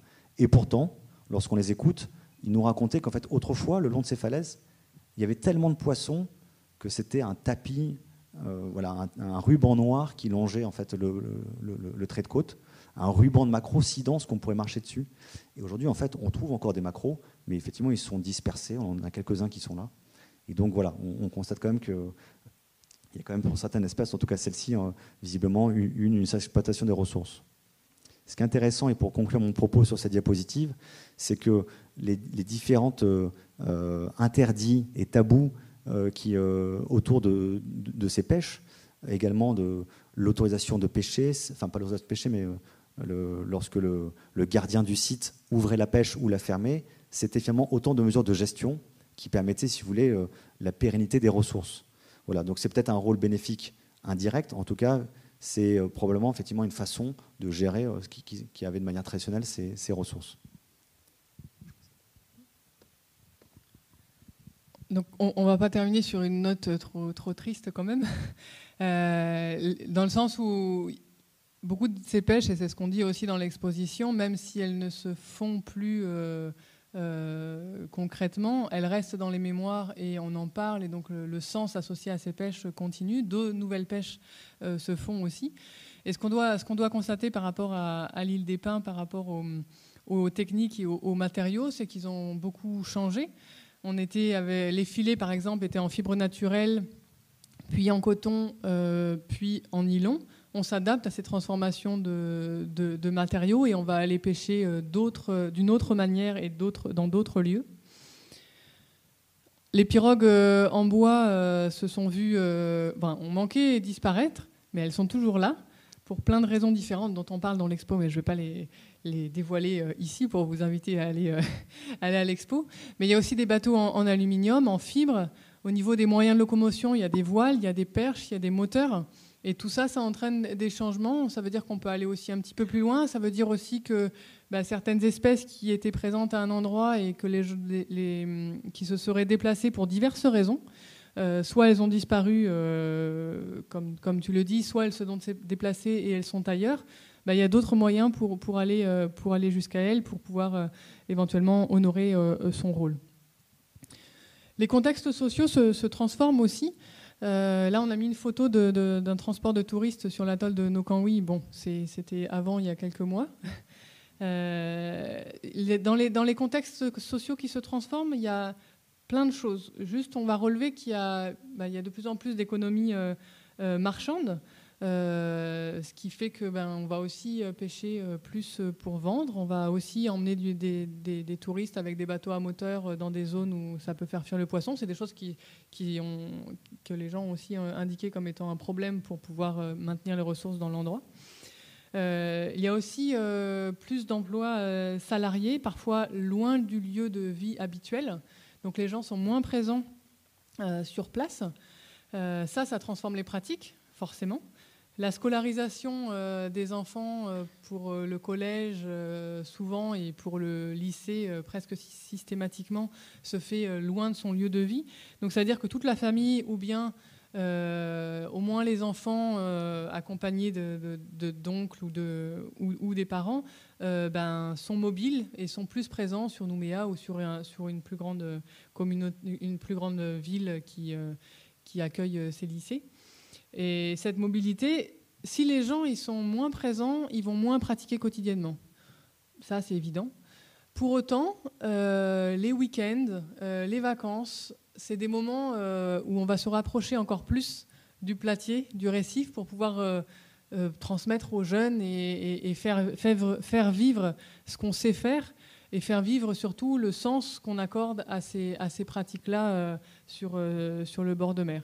Donc cette dernière diapo, là, c'est vraiment le sens, il demeure, le lien au platier, il demeure, le lien à la mer, il demeure, et c'est ces moments particuliers tels les fêtes coutumières qui permettent de reparler de ce lien et de le remettre en avant, mais aussi maintenant avec le tourisme, quand on reparle de ces liens et qu'on explique quelles sont les pratiques et les savoirs associés.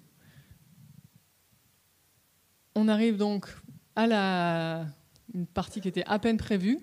C'est comme ça fait déjà 3 heures qu'on parle, on va arrêter. Mais si vous voulez en savoir plus, alors il y a deux ouvrages qui paraissent très très bientôt, voire qui sont parus et qui vont arriver. Donc le premier, c'est celui qui paraîtra en juin 2018, La Nouvelle-Calédonie, les récifs en héritage, qui est sous la direction scientifique de Claude Perry.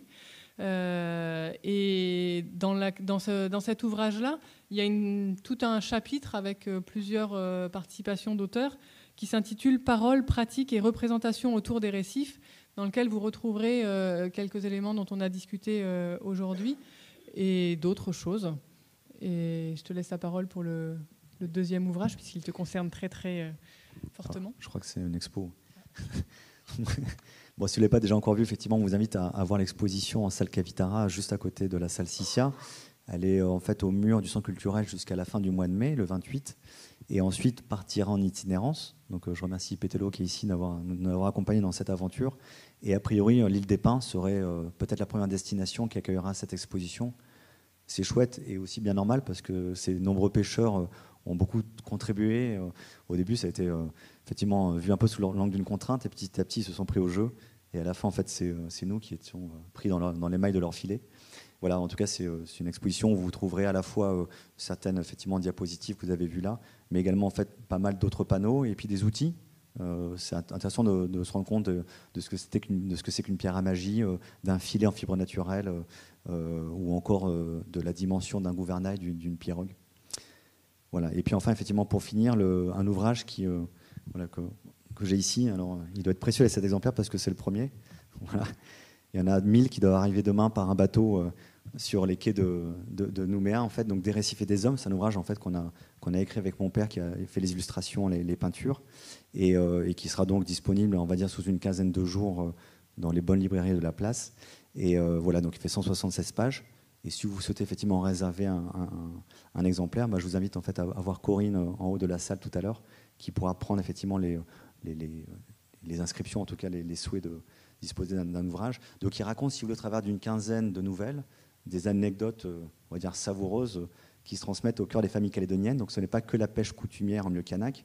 On ira en fait de Puebo jusqu'à l'île des Pins en passant par Tiga, à rencontrer finalement différents types de pêcheurs, différentes pratiques, et chacun de raconter en fait un moment fort qu'il a vécu. Voilà. Donc c'est effectivement un long aboutissement, et 3 des histoires de ce livre sont celles dont on a parlé un petit peu ce soir, à l'île des Pins, à Gomène et à Ouvéa, et puis également les 12 autres. Voilà, mais écoutez, cette fois-ci, c'est la dernière diapositive, c'est promis, c'est celle de la fin. On vous remercie 1000 fois en tout cas pour votre attention. Je ne sais pas s'il y a des gens qui sont déjà endormis ou des gens qui ne sont pas encore partis. On est effectivement à votre disposition pour écouter vos nombreuses questions. Merci.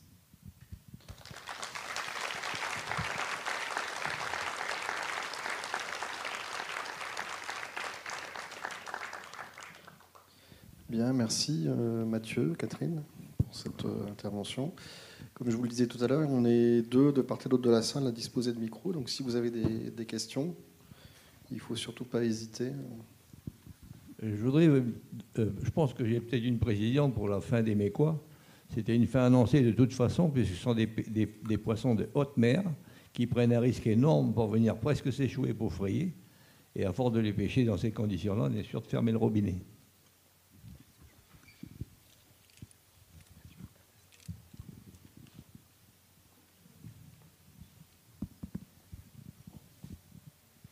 Bon, donc c'est des poissons en fait qui qui sont comme des poissons qu'on trouve dans le lagon calédonien. C'est pas des poissons océaniques, hein, c'est pas des grands pélagiques, mais effectivement ils font des migrations et on les trouve à l'île des Pins à la période en fait où les algues simplement grandissent et sont là. Il n'y a pas de véritable, il n'y a pas d'exploitation, je veux dire, industrielle a fortiori de ce poisson-là en Nouvelle-Calédonie. C'est un poisson qu'on ne trouve pas sur le marché. C'est un poisson effectivement qu'on va pêcher en tribu. Voilà. Et généralement les pêches, elles concernaient quelques centaines d'individus au maximum. Hein. Ça allait, on va dire, de 50 à 300 individus pour les plus communes. Mais c'est un poisson extrêmement farouche et j'insiste dessus parce qu'on l'a cherché et on ne l'a pas trouvé. Hein. On est sorti 3 fois en mer, des journées entières. Ce poisson-là, à la bonne saison, avec les pêcheurs, avec le regard expert, un moteur de bateau suffit à les faire fuir en fait.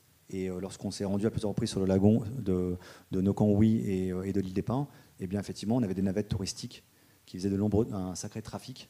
Et dans ces conditions-là, en fait, les pêcheurs nous disaient que ce n'était pas la peine de chercher le mécois, on va plutôt se rabattre sur le mulet. J'ai trouvé la Benjamine de l'assistance qui voudrait poser une question. C'est juste au fond, c'est là. Donc je lui passe le micro tout de suite. Il y a plus de mécois ou d'autres poissons? Je laisse ton père répondre. Lila, je t'ai dit de ne pas poser cette question. Mais les mécois, je pense qu'ils sont encore là. En tout cas, ils sont vus lorsqu'on va sur le sud, vraiment le récif du sud. Donc sur des îles, en fait, ils sont éloignés du trafic. Voilà, mais ils sont plus aperçus à l'île des Pins, en tout cas beaucoup moins qu'autrefois. Cette année, en fait, on n'en a pas vu. Mais j'espère qu'ils n'ont pas disparu. Est-ce que d'autres enfants de Mathieu Juncker voudraient s'exprimer Connus ou non reconnus, enfin, c'est le moment. Bonsoir. Moi, je pose la question par rapport aux tortues. Je pensais que la tortue était protégée. Alors, j'ai vu l'exposition, hein, j'y suis allée tout à l'heure, donc j'ai une partie de la réponse. Mais est-ce que vous pouvez préciser comment ça se passe pour les tortues? Merci. Oui. Les tortues marines sont effectivement intégralement protégées en Nouvelle-Calédonie. Et les provinces nord et les provinces sud ont prévu, puisque la province des îles est en train de terminer l'écriture de son code de l'environnement, province nord et province sud ont prévu dans leur code la possibilité de dérogation pour des cérémonies coutumières. Donc c'est un processus qui est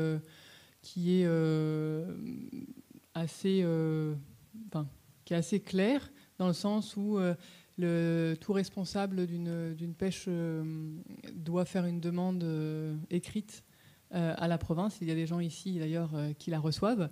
Et ensuite, il y a une réflexion sur la légitimité de cette demande. Et en particulier, si c'est pour un mariage, si c'est pour un deuil, si c'est pour la fête de l'Igname, c'est généralement des autorisations qui sont données. Et là, actuellement, la province sud réfléchit aussi à affiner son texte par rapport à cette demande de dérogation. Donc voilà, c'est un nombre réduit de tortues qui est autorisé. Après, il y a bien sûr d'autres pêches, comme pour toutes les ressources marines, il y a toujours des gens qui font sans faire les demandes. Mais c'est en tout cas un protocole. Et le fait que ce soit ouvert, ça arrive dans d'autres pays, mais ce n'est pas non plus très, très fréquent. Et c'est au moins, et c'est ça qui est apprécié aussi, c'est une reconnaissance du fait qu'il y a un statut spécial de cette espèce-là pour les Kanaks. Et donc, voilà, c'est comme ça que cela fonctionne. Je ne sais pas si ça vous éclaire un petit peu plus que ce qu'il y avait dans l'exposition. Chaque année. Alors, chaque année, il y a déjà la fête de l'Igname, qui est dans les tribus du Sud, en tout cas, presque toutes les tribus demandent une ou deux ou trois ou 8 tortues selon les endroits. L'île des Pins, par exemple, c'est souvent parce qu'il y a 8 tribus en fait sur place et ils fêtent ensemble. Et ensuite, au fur et à mesure de l'année, s'il y a des mariages particuliers d'importance, s'il y a des retraits de deuil, il va y avoir des demandes qui sont normalement censées arriver suffisamment en avance pour qu'il y ait le temps de donner cette autorisation. Voilà. Mais c'est quelque chose qui est assez difficile. D'abord, la mise en place de la règle a mis un petit peu du temps pour être bien comprise par les gens qui en faisaient les demandes, et quelles étaient les normes. La gendarmerie peut venir vérifier. Enfin, il y a plein de malentendus qui se sont créés autour et qui font qu'aujourd'hui, il y a une réflexion intégrant l'aire coutumière, les aires coutumières et la province là pour réfléchir à mieux ajuster, on va dire, cette réglementation. Et peut-être que quelqu'un dans la salle voudra compléter ce que je viens de dire. Il me sourit. Voilà.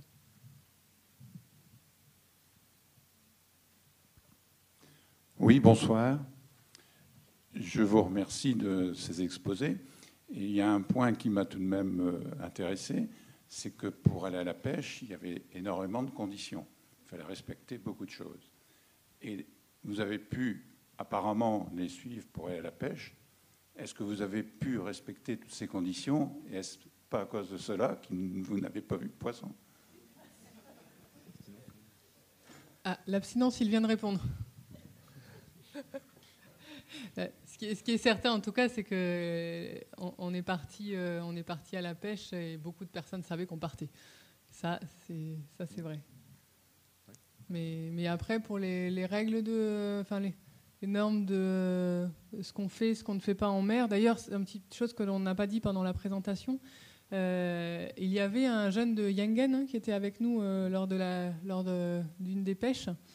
Et lui, il a du coup appris en même temps certaines règles, comment est-ce qu'on le fait auprès de ses tontons à l'île des Pins. Et du coup, c'est un exemple aussi de quand on est nouveau dans l'endroit, dans le lieu, et qu'on pratique cette pêche, on va demander. Donc il y a des choses, le fait de parler ou de ne pas parler, par exemple en mer, c'est des choses qui ont été dites.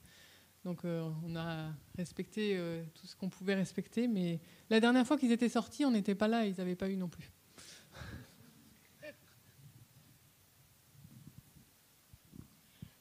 Vous avez parlé du problème du tourisme, mais vous n'êtes pas étendu dessus, mais moi je vous le pose quand même, parce que moi je viens d'une autre île et effectivement le poisson est rare un peu partout, et chez moi on dit on va pêcher au Miquelon. C'est pas un Miquelon au Canada, mais enfin un Miquelon pour dire qu'on va très loin parce qu'il n'y a pas de poisson.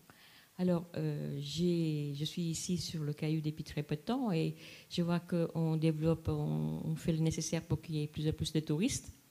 Et dans un pays comme la Nouvelle-Calédonie, le tourisme est beaucoup plus tourné vers la mer, parce que vous avez vraiment un littoral assez exceptionnel. Comment concilier justement ce tourisme de masse qu'on voudrait développer ici en Nouvelle-Calédonie avec la pêche, bien que peut-être qu'il y a un peu de surpêche, mais néanmoins, cette pêche qui se réduit pour les tribus et pour les rites coutumières.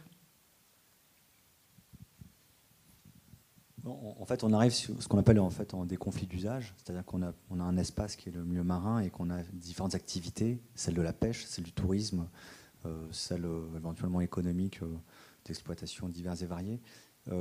L'île des Pins, ils ont trouvé une solution relativement radicale, puisque c'est de dire l'atoll de Nokonwi, au 31 décembre 2017, on le ferme. Plus personne n'y va, en fait, c'est une sorte de réserve intégrale, un peu comme la réserve Merlet. Donc il y a aussi d'autres questions foncières derrière, c'est pas aussi simple que ça. Mais en tout cas, en fait, ils espèrent, en protégeant cet espace-là, que les Mécois vont revenir, puisque ces poissons, on l'a vu, sont craintifs. Et donc s'ils sont plus dérangés, en fait, ils pourraient revenir, parce qu'il y a toujours ces immenses alguerets pour les nourrir. Voilà, donc ça, c'est en tout cas une solution qui était une solution coutumière. C'était une décision en fait de la grande chefferie de l'île des Pins pour cet espace-là. C'est un exemple. Catherine, je te laisse là. Oui, je compléterai avec, vous parliez de tourisme de masse. Je pense que vous pensiez au bateau avec 1000 ou 2000 personnes à bord, voire 3-4 000. Oui. Même les petits bateaux qui vont avec les gros moteurs là, oui, dans la baie, enfin, un peu partout, qu'on voit les activités en mer, les skis, enfin, la voile, tout ça. Mais en tout cas, je pense que c'est deux choses assez différentes. Ce tourisme sur les gros bateaux où il y a des réflexions en amont avec ceux qui les accueillent sur les sites où ils vont. Je parle des gros bateaux. Sur où est-ce qu'ils vont poser l'ancre. D'ailleurs, il y a des endroits où ils avaient été autorisés et maintenant ils n'y vont plus. Comment organiser aussi les lieux de baignade. Enfin, il y a des choses qui sont faites. On se rend compte qu'on va trop loin, on revient un peu en arrière et on change un petit peu les règles pour faire au mieux. Et ensuite, il y a bien sûr au niveau des provinces aussi des réglementations à ce propos, des règles aussi de vitesse, des règles d'accès, des règles d'ancrage, la mise en place de mouillage dans certains lieux. Donc faut jouer avec tout ça. C'est en tout cas comme ça que la Calédonie fait aujourd'hui. Et la volonté de développer le tourisme, elle est bien là et elle est vue aussi comme une alternative à d'autres activités telles la mine, telles d'autres activités qui pourraient avoir des répercussions sur le lagon.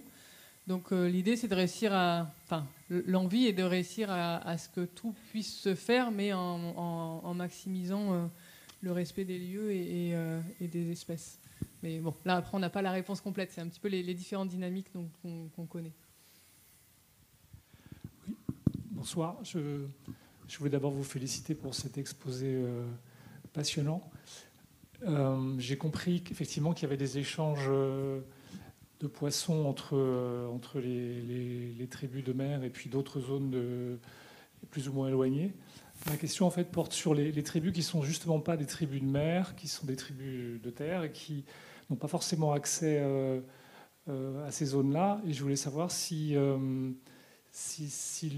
les tribus de mer avaient le monopole sur les zones de pêche ou s'il y avait des accords pour que les autres tribus puissent éventuellement pêcher dans certaines zones qui leur seraient prêtées ou temporairement ou de manière permanente. Voilà. Je vais répondre. Je vais essayer de répondre assez rapidement, mais en tout cas, évidemment, tout le monde peut aller pêcher.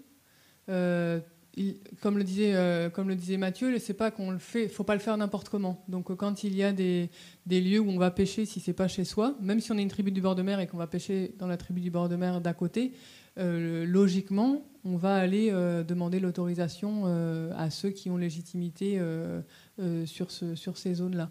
Donc, ça se fait entre tribus de bord de mer, mais aussi avec des gens de la chaîne qui vont descendre pour pêcher. Donc ça, c'est sur la zone la plus proche du bord de mer. C'est souvent comme ça que ça se passe. Il y a aussi des îlots qui sont particulièrement liés à certaines chefferies, et c'est généralement bien connu qui est-ce qu'il faut aller avoir, et sinon, les gens demandent pour pouvoir le faire. Donc, il n'y a pas des accords écrits, mais il y a des connaissances de comment fonctionnent les règles, les normes. Et puis après, il y a des alliances entre les clans aussi, par les mariages, par le fait d'être lié à telle ou telle tribu de bord de mer. On va plus préférentiellement aller sur ces zones-là.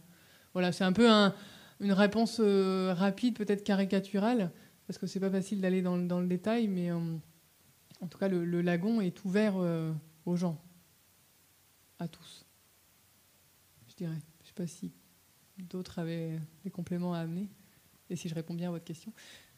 C'est clair.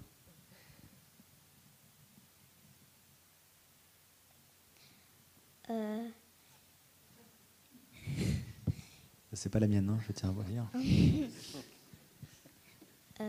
Est-ce que les requins de récif sont protégés ou ils sont pêchés ? Alors en fait, les requins aujourd'hui en fait sont protégés en Nouvelle-Calédonie, ceux de récif, ceux qui vivent vraiment au bord de l'île, et puis également en fait les requins qu'on trouve au large. Voilà, donc c'est une chance effectivement que cette espèce, qui est aussi une espèce totémique à UVA notamment, elle est effectivement protégée dans les 3 provinces. La province des îles, c'est les protections coutumières, c'est pas encore inscrit dans le code de l'environnement. Mais en tout cas, c'est effectif. Hein. Il arrive que les requins soient pêchés malencontreusement dans un filet. On en voit quelquefois. Mais en tout cas, ils sont protégés. Il y aura aussi des dérogations comme les tortues.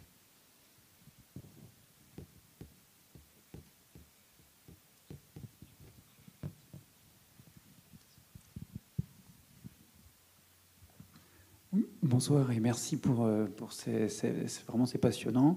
J'ai une question. Vous avez souvent évoqué la question des savoirs locaux. Moi, je fais des enquêtes aussi depuis pas mal d'années en Calédonie, depuis plus de 25 ans, et je remarque quand même que les savoirs locaux, il y a une érosion très forte dans un certain nombre de domaines, en particulier tout ce qui concerne les repères en mer, c'est-à-dire il y a 25 ans, dans la baie de Dokin, par exemple, au nord de Lifou, on avait 200 noms, 200 toponymes, rien que pour dénommer les patates de corail qu'il y avait dans la baie. Aujourd'hui, je crois qu'on en connaît encore une dizaine.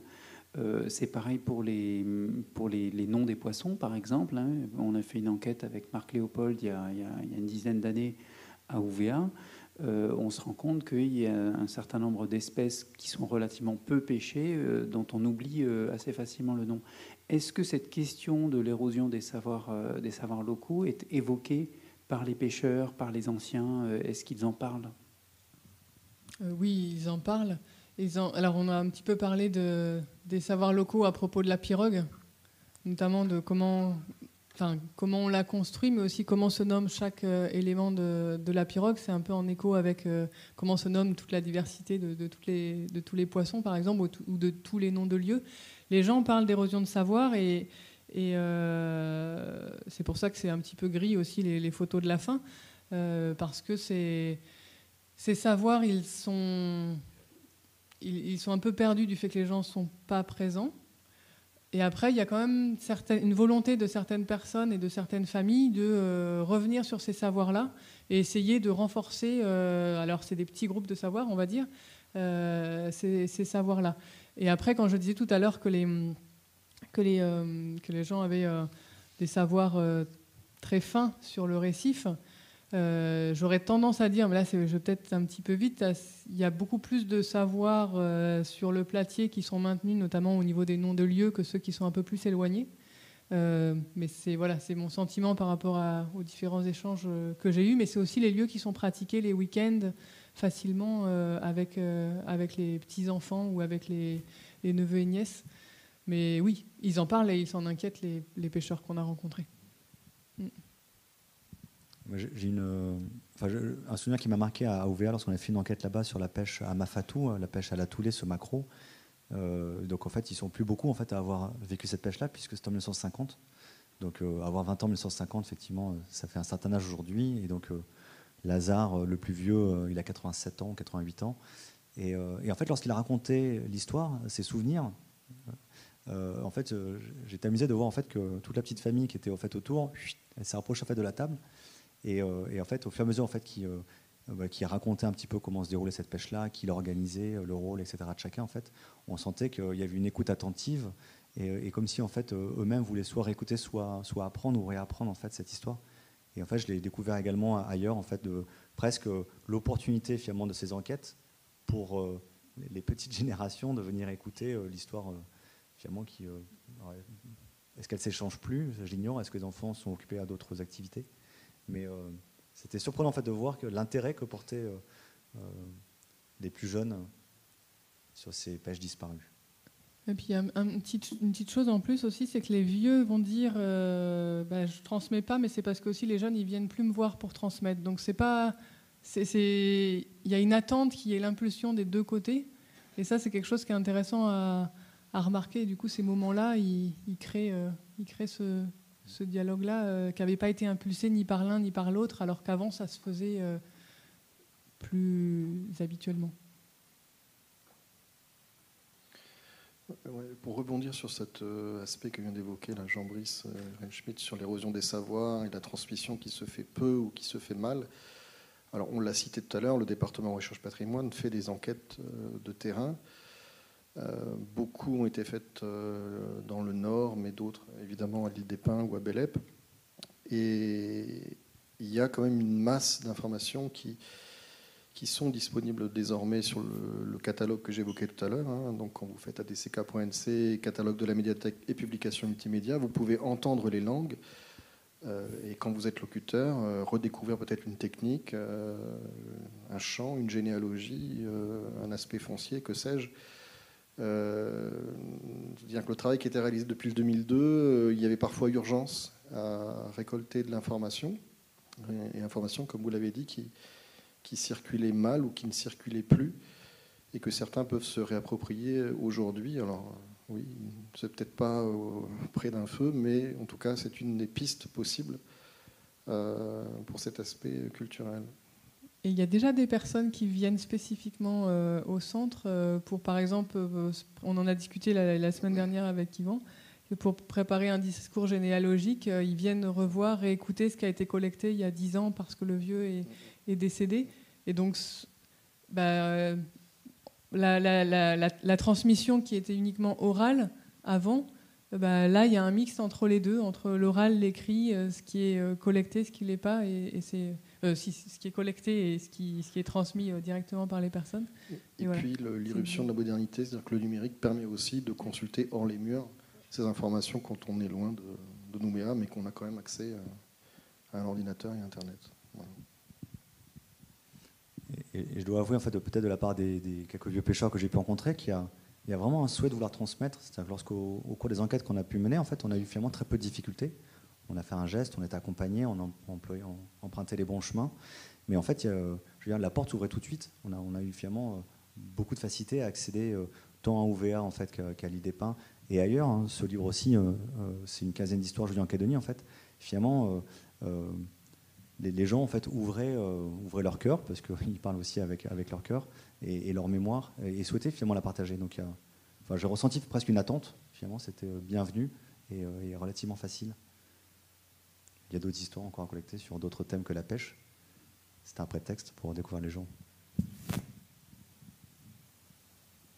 Est-ce qu'il y a d'autres questions à collecter ce soir ?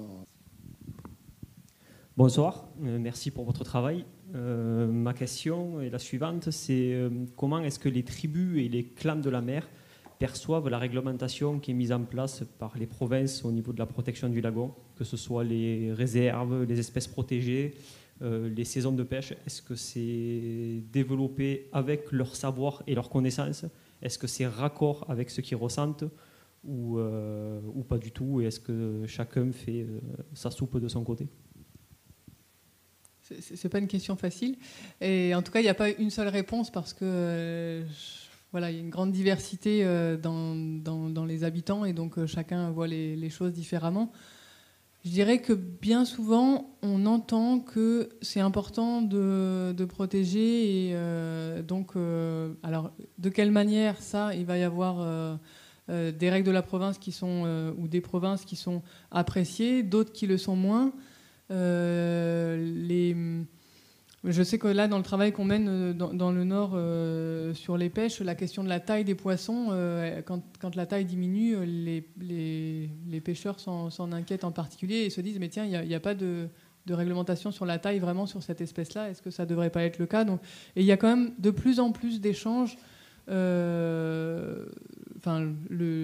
codes de l'environnement, ils évoluent aussi. Donc s'il y a eu des choses qui ont été faites sans qu'il y ait du tout consultation ou connaissance des pratiques et des savoirs locaux à un moment, et des savoirs locaux, pardon, il y a aussi certaines réglementations qui sont réfléchies aujourd'hui à l'aune des savoirs qui sont collectés. Et donc ça, on l'a dans les deux provinces de la Grande Terre et en province des îles. Le code de l'environnement, il est récent, donc il a aussi eu l'opportunité de voir l'expérience des autres codes et du coup de travailler un petit peu autrement sur certains points.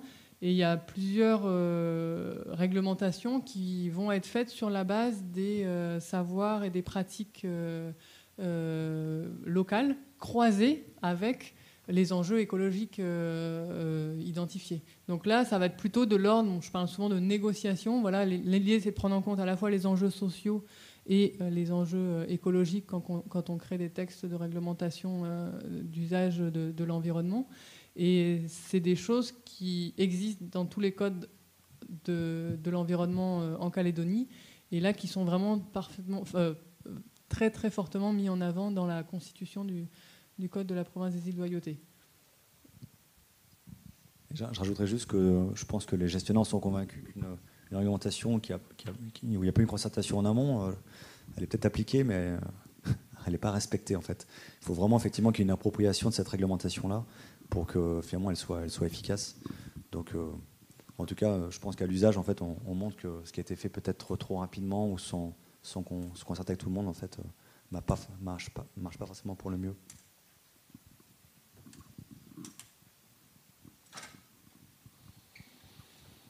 Bien, écoutez, s'il n'y a plus de questions, on va se quitter. Je vais juste indiqué que la prochaine opération qui se déroulera ici, ce sera une projection. Vous avez peut-être vu l'affiche en entrant, donc la projection d'un film musical autour d'un groupe de reggae maori qui s'intitule The Pa Boys, donc le 12 avril à 18h15. Et vous êtes les bienvenus. Merci à tous. Merci. Merci à tous, effectivement.